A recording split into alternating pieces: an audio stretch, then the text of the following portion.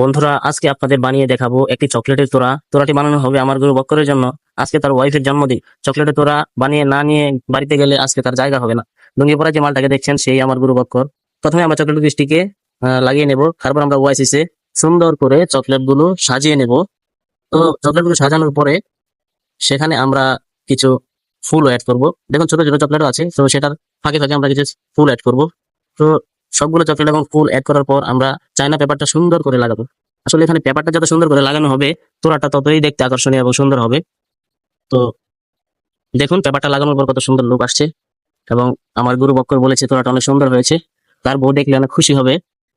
তো আপনারা কমেন্টে বলে যান আপনাদের কেমন লেগেছে তোড়াটি। যদি ভালো লাগে তাহলে লাইক কমেন্ট করবেন এবং আমাদের চ্যানেলটিকে ফলো দিয়ে আমাদের পাশে থাকবেন এবং শেয়ার করে দেবেন। আর আপনাদের যদি কাউকে গিফট করার জন্য এরকম তোড়ার প্রয়োজন হয়, তাহলে চকলেট নিয়ে আমাদের কাছে চলে আসবেন, আমরা সুন্দর করে তোড়া বানিয়ে দেব। ধন্যবাদ সবাইকে।